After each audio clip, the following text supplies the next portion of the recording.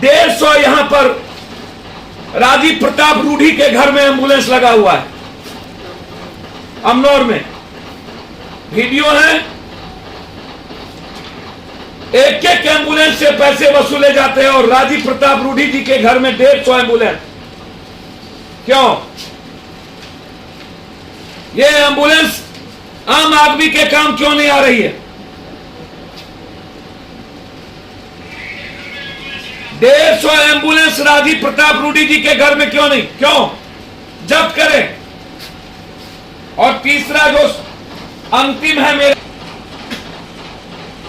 Sitharaman finance minister का ये order है कि किसी भी कीमत पर कर्मचारी और किसी भी पदाधिकारी का ट्रांसफर नहीं होगा। ये ऑर्डर निकाले थी वो, ये ऑर्डर थे उनके।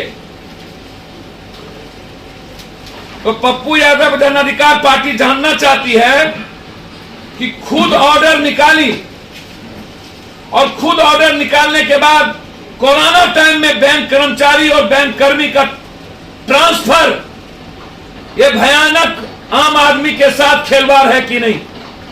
सुप्रीम कोर्ट नोटिस ले और फिनांस मिनिस्टर पे हर घर तक जो बैंक कर्मी कॉमन लोगों से मिलते हैं और उसका ट्रांसफर अभी कोरोना में होगा, तो ये मानव चयन कैसा? इन पर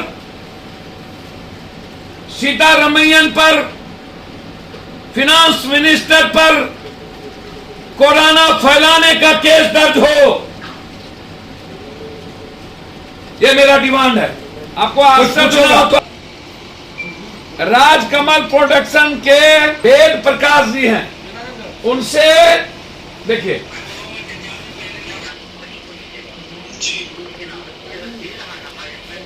ये पीएमसीएच के डॉक्टर हैं।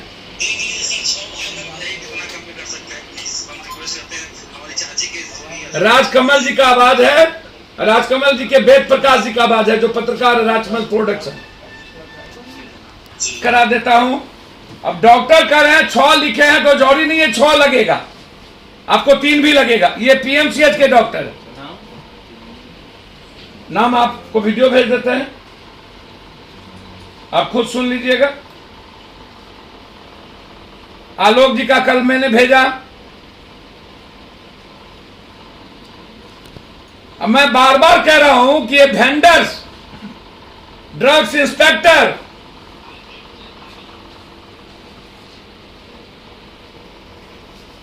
और स्वास्थ्य विभाग और प्राइवेट नर्सिंग होम की मिलीभगत बहुत इंपॉर्टेंट।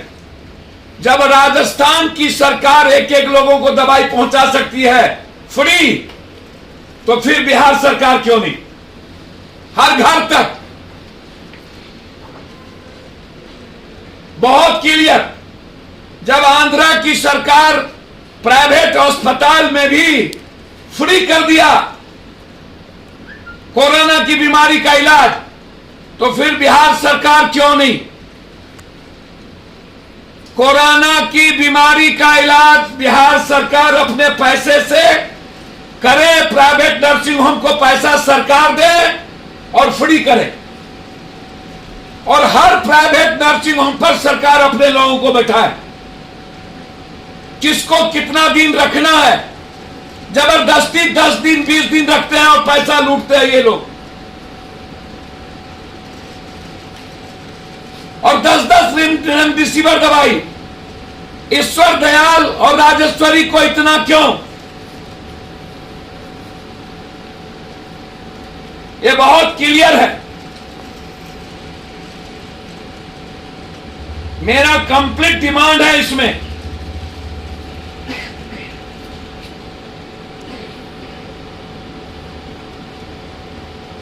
तीन महीने बॉम्बे की सरकार ने सभी प्राइवेट जितने होटल हैं उसको कोरोना अस्पताल बना दिया। मैं बिहार के सभी होटल मालिक से आग्रह करूंगा और सरकार से मांग करूंगा कि आप उनका होटल लें और वहां पर कोरोना बेड लगा हुआ, वहां पर कोरोना पेशेंट का इलाज शुरू करें। प्राइवेट नर्सिंग होम में इलाज सरकार आंध्रा के तट पर फ्री करे। राजस्थान में जैसे घर घर दवाई पहुंचाई गई है फ्री, उसके तट पर सरकार करे। और सबसे महत्वपूर्ण, राजस्थान सरकार कोरोना काल में हर आम लोगों की 5 लाख तक की स्वास्थ्य बीमा करा सकती है, तो बिहार क्यों नहीं? बीमा 5 लाख की उन्होंने कर दी, सबकी कोरोना बीमा।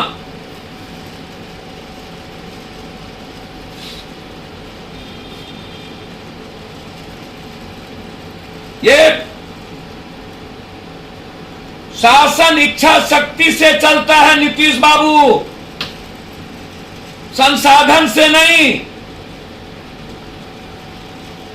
संसाधन रहे लेकिन सोच और संवेदना न रहे तो वह शासक क्रूर हो जाता है। अलग बना लिया जाता है। आधार कार्ड पर ये लोग उठाते हैं इनके यहां कितना चाहिए, जो कोविड पेशेंट है किनको चाहिए और किनको नहीं चाहिए, ये कौन तय करता है? उसी का हॉस्पिटल मालिक वही। जब मालिक वही हैं तो अब हमको आप बताइए, आप लोगों हो गया ना भैया? मेडिवर्सल एक अस्पताल है जिसको 78, पाटलिपुत्र मल्टी 33, दम्मा एम्स के पास 20, सनराइज राबीज नगर 30, ईश्वर दयाल 3 दिनों में 250, सैमफोर्ड विनायक बाईपास 58, पुष्पांजलि 35, फोर्ड 100, राजेश्वरी हॉस्पिटल 150 और कुर्जी को 9 और एनटीपीसी को 12। अब ये बताइए 12 जिसको 150-200 मिलना चाहिए, क्या कारण है कि ईश्वर दयाल को, राजेश्वरी को, फोर्ड को, पुष्पांजलि को 100 रेमडेसिविर मिल रहा है? क्या कारण? रेमडेसिविर पड़ रहा है कि नहीं? और 10 दिनों तक पेशेंट को क्यों रखा जा रहा है? यदि वो सीरियस है 10 दिनों में 10 लाख रुपया,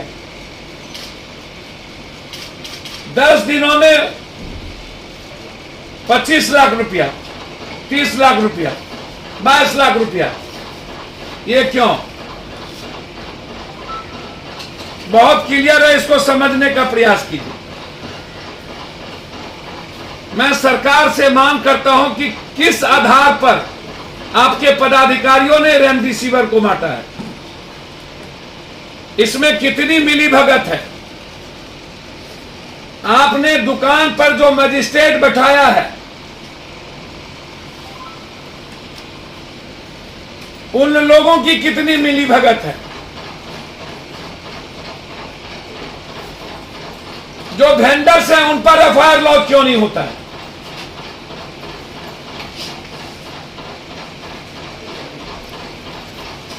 कहां चले जाते हैं वेंडर्स? ये मेरा सबसे बड़ा सवाल है कि 10-10 कैसे लगता है? 10-10। और जिनको जो अस्पताल में नहीं है उनके कार्ड पर रेमडेसिविर उठा लिए जाते हैं।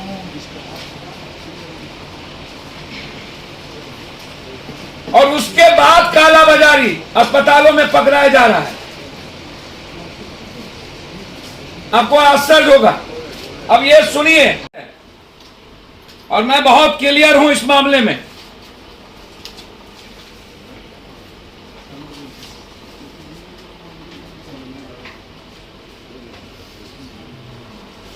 आप क्यों ये लगभग नकली दवाई न्यूयॉर्क टाइम्स ने साफ शब्दों में लिखा है कि सरकार आत्ममुग्धि है, राक्षसी स्मारक तैयार हो रही है और बेशर्म लोकतंत्र है भारत का।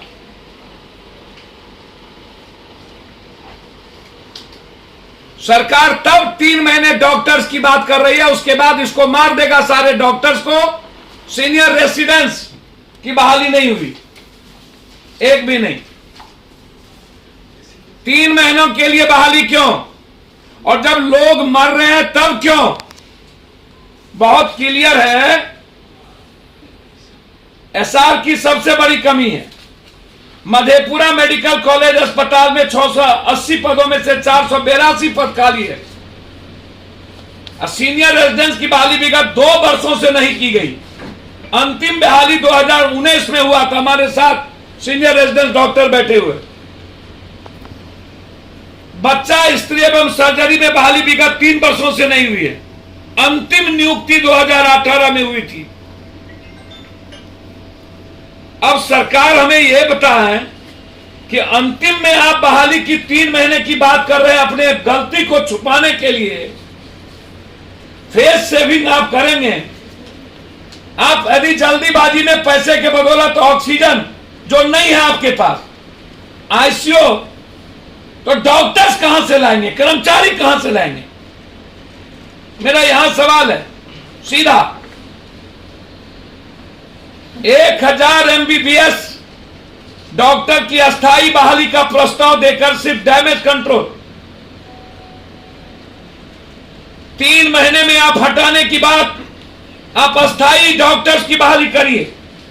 रेगुलर नियुक्ति, सीनियर रेजिडेंस एसआर की रेगुलर नियुक्ति को आप,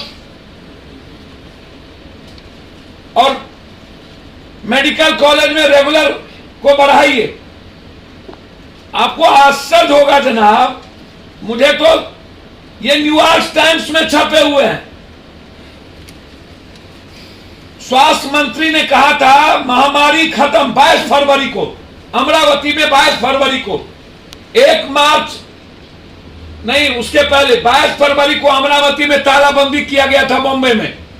और उसके स्वास्थ्य मंत्री उसके बाद बोला कि भारत में अब कोई कोरोना नहीं बचा, फिनिश्ड, हर्षवर्धन जी ने। और हर्षवर्धन जी से मैं जानना चाहता हूं, उन्होंने कहा था कोरोनिल दवाई लीजिए, कोई कोरोना नहीं होगा। कोरोनिल, ये न्यूयॉर्क टाइम्स लिख रहा है कि कोरोनिल दवाई लीजिए।